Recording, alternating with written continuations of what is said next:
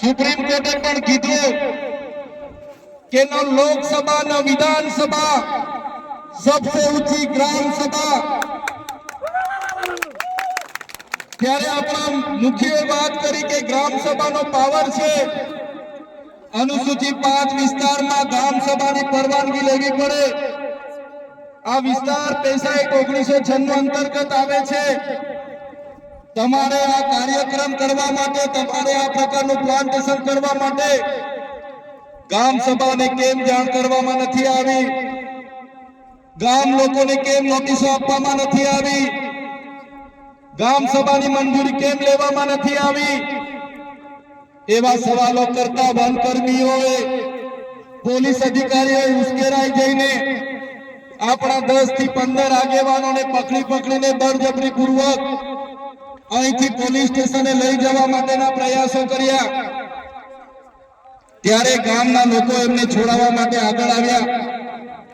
ગામ લોકો છોડાવવાનો પ્રયાસ કર્યો ત્યારે પોલીસના અધિકારીઓએ પૂર્વ આયોજિત કાવતરા મુજબ એ લોકોએ ગામના લોકોને દોડાવીને લાઠીચાર્જ કર્યો હમણાં જ ગામના મુખીએ ગામના સરપંચો એમને ગામના પોલીસ પટેલે મને કીધું કે લગભગ 32 થી 35 લોકો ગંભીર રીતે ઘવાયેલા છે એમને ઈજાઓ પહોંચી છે અને એ લોકો પોલીસના ડરના કારણે સરકારી દવાખાનામાં નથી ગયા પણ ઔષધિઓની દવા કરે છે દેશી દવા કરે છે અને આજે પણ એ લોકોની સ્થિતિ ખૂબ જ ગંભીર છે ત્યારે મિત્રો સવાલ એ થાય છે કે આ પ્રકારની સૂચના કોણે આપી પોલીસને કયા ભાજપના નેતાઓએ પોલીસને મોકલ્યા કયા ભાજપના નેતાઓના ઈશારે લાઠીચાર્જ થયો કયા ભાજપના નેતાઓના ઈશારે અહીંયા 27 જેટલા ટીયર ગેસ છોડવામાં આવ્યા અને કયા ભાજપના નેતાના ઈશારે અહીંયા 50 થી પણ વધારે રાઉન્ડ ફાયરિંગ કરાવવામાં આવ્યું આ ફાયરિંગમાં નાસભાગ કરતા ઘણી માતાઓ ઘણા બહેનો ઘણા વડીલો ઈજા પામેલા છે ત્યારે સાથીઓ આપણો આદિવાસી સમાજ સંવિધાન અને સંવાદમાં માનનારો છે આપણા લોકોએ સંવિધાનની વાત કરી સમાજની વાત કરી અને વન અધિકારીઓ અને પોલીસ અધિકારીઓએ એમનો સત્તાનો ઉપયોગ કર્યો ભાજપના નેતાઓના ઈશારે આપણા લોકોને ડરાવવાનો ધમકાવવાનો ઉપયોગ કર્યો આપણા લોકો પર લાઠીચાર્જ કર્યો ત્યારે આ ભાજપની સરકારને એમના એસપી ને એમના ડીવાયએસપી ને એમના ડીસીએફ ને આ ચૈતર વૈસાવા કહેવા માંગે છે અમે આદિવાસી લોકો સંવિધાનમાં માનનારા છે અમે આદિવાસી લોકો સમાજમાં માનનારા છે અમારા આદિવાસી લોકોને તમે છંછેડ છો અમે સંવિધાનને હવે સમાજ સાઈડ પર મૂકીશું એ દિવસે અહીંયા હાર પારની લડાઈ થવાની છે આદિવાસી સમાજનો ઇતિહાસ તમે જોઈ લેજો આઝાદીની લડાઈમાં અમારા ગુરુ ગોવિંદજી લડ્યા છે ભગવાન બિરસા મુંડા લડ્યા છે ટાટિયા નાયક લડ્યા છે ખાટિયા નાયક લડ્યા છે જલકારી બાઈ લડી છે મહારાણા પ્રતાપનો ઇતિહાસ જોજો અમારા પૂંજા ભીલ લડ્યા છે ત્યારે આ સરકારોને અમે કહેવા માંગીએ છીએ દેશની આઝાદીમાં પણ રૂપસિંહ નાયક જેવા લોકોએ અમારા સ્વતંત્ર રાજ્યની સ્થાપના કરી હતી દેશના વિકાસમાં પણ અમારા આદિવાસી સમાજે પરસેવો આપ્યો છે લોહી આપ્યું છે દેશના વિકાસમાં જ્યાં ડેમોની જરૂર પડી અમારા લોકો વિસ્થાપિત થયા છે કોરિડોરની જરૂર પડી અમારા લોકો વિસ્થાપિત થયા છે નવા નેશનલ હાઈવે બનાવવા અમારા લોકો વિસ્થાપિત થયા છે એરપોર્ટ બનાવવા માટે અમારા લોકોએ જમીનો આપી છે જળ જંગલ અને જમીનો પર રહેનારો અમારો મૂળ માલિક આજે પોતાના સમાજ સાથે આજે ગામથી પોતાની સંસ્કૃતિથી પોતાની પ્રકૃતિથી છીનબીન થઈ ગયો છે આટલું બધું કર્યા પછી પણ અમારા લોકોને તમે રંજાડવાની વાત કરશો તે દિવસે અમે તીરકાંઠા નથી ચલાવ્યા 13 તારીખે અમે ભાલાપાલિયા નથી ચલાવ્યા પણ અમારી માતા બહેનોને હેરાન કરવામાં આવશે આવનારા દિવસોમાં તીરકાંઠા પણ ચાલશે ને ભાલા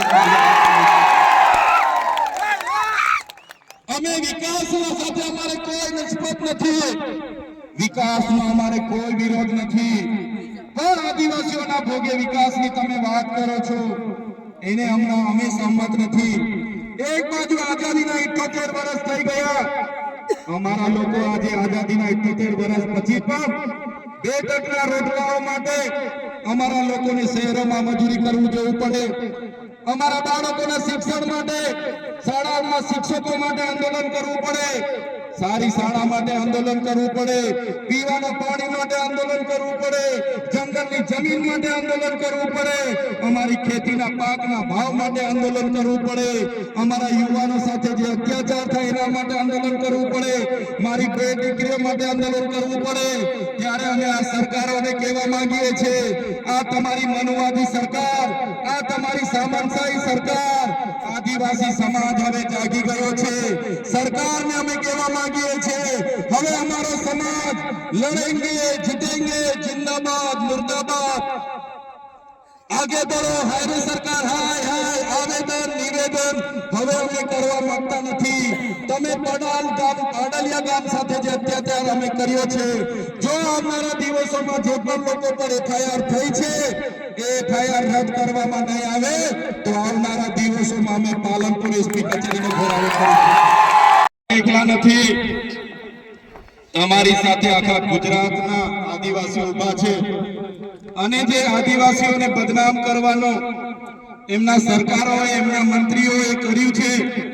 કે આદિવાસીઓએ હુમલો કરી દીધો, આટલા પોલીસ અધિકારીઓને હુમલો કરી મારી નાખવાના પ્રયાસ કર્યા, ત્યારે આદિવાસી તો અહીંયા 3 કલાક સુધી વિનંતી કરતો હતો કે સાહેબ, અમે અમારા બાપ દાદાઓથી અહીંયા રહીએ છીએ, 3 પેઢી 4 પેઢીથી અમારું ગામ છે, ઘર છે, અમારો કૂવો છે, અમે 2006 અંતર્ગત વન અધિકાર અધિનિયમ અંતર્ગત આ જમીન માંગવા માટેની અરજીઓ કરી છે, અમને સનતો પણ મળી છે, કેટલા લોકોની સનતો પણ પેન્ડિંગ છે, છતાં કોઈનું સાંભળ્યા વગર જે વન વિભાગ, જે પોલીસ અધિકારીઓ અને રેવન્યુ વિભાગે જે કૃત્ય કર્યું છે એની અમે નિંદા કરીએ છીએ, એને અમે વખોડી કાઢીએ છીએ. આજે અહીંયા લીગલ સેલના પણ મારા વકીલો, મારા એડવોકેટ ટીમો આવેલી છે. જ્યારે પણ આ ગામને ન્યાયિક લડતની જરૂર પડશે, જ્યારે પણ આ ગામના લોકોને લીગલી લડતની જરૂર પડશે, ત્યારે પણ અમે તમારી સાથે છે. અને જો આવનારા દિવસોમાં જે લોકોના આદેશોથી અહીંયા હિંસા થયેલી છે એ લોકો પર એફઆઈઆર કરવામાં નહીં આવે, કાં તો આપણા લોકો પર થયેલી એફઆઈઆર રદ કરવામાં નહીં આવે, તો આવનારા દિવસોમાં પાલનપુર જિલ્લા કચેરી ખાતે ખૂબ મોટું આંદોલન કરવા આપણે બધાએ પહોંચી જવું પડશે. એના માટે પણ અમે આહવાન કરીશું. સાથીઓ, ગુજરાતમાં આપણે 15% આદિવાસી વસ્તી છે, 15% આદિવાસી વસ્તી છે. રાજસ્થાન આપણી નજીક છે, મધ્યપ્રદેશ નજીક છે. કોઈએ ડરવાની જરૂર નથી. જે લોકો સંવિધાનનું ઉલ્લંઘન કરીને આપણને ડરાવવાની કોશિશ કરે છે, ત્યારે એ સંવિધાન એ બાબા સાહેબ આંબેડકરે બનાવેલું સંવિધાન છે,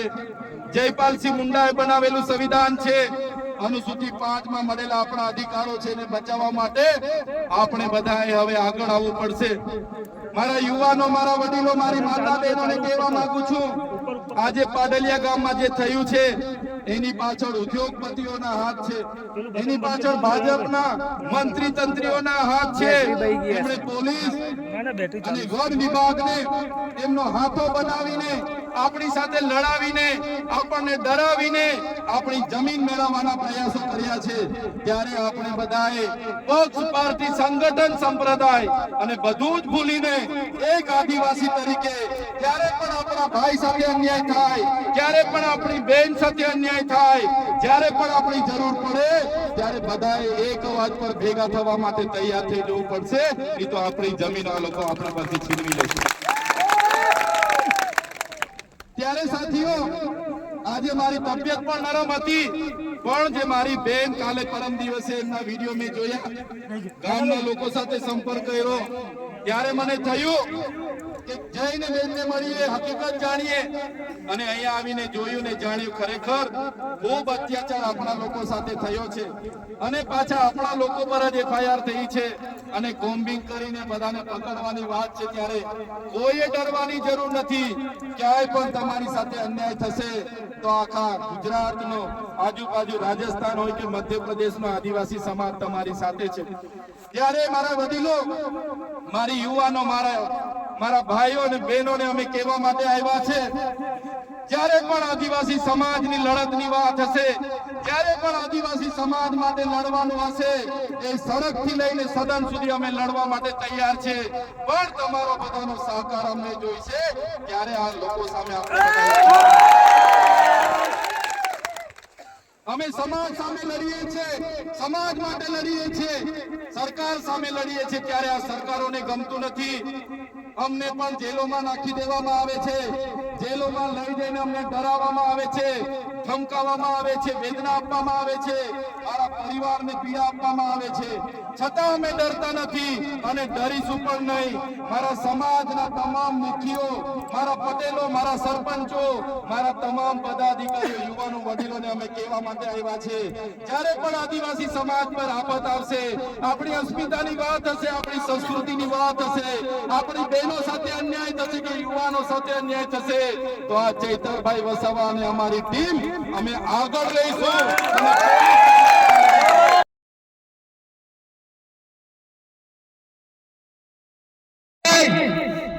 તમારે એફઆઈઆર કરવી હતી, જે પોલીસ અધિકારીઓએ લાઠીચાર્જ કર્યો, જેમનો આદેશથી લાઠીચાર્જ થયો, એવા ઉચ્ચ અધિકારીઓ પર એફઆઈઆર કરો, એ નેતાઓ પર પણ એફઆઈઆર કરો, એમના પર પણ કાર્યવાહી કરો. ભાજપના વન મંત્રી હમણાં જ નવા વનના મંત્રી બન્યા છે, એને હોસ્પિટલમાં પોલીસ અધિકારીઓને બધા સાથે મુલાકાતો લીધી, એમને એવું સ્ટેટમેન્ટ આપ્યું કે જે પણ લોકોએ જંગલી લોકો અમારા પોલીસ કર્મીઓ પર હુમલો કર્યો છે એમને છોડવામાં નહીં આવે. ત્યારે મીડિયા મિત્રો, એ ભાજપના મંત્રી, એમના કલેક્ટર, એમને કહેવા માંગુ છું, છોડવામાં નહીં આવે. નહીં, આ આદિવાસી સમાજ છે, અમારા એક પણ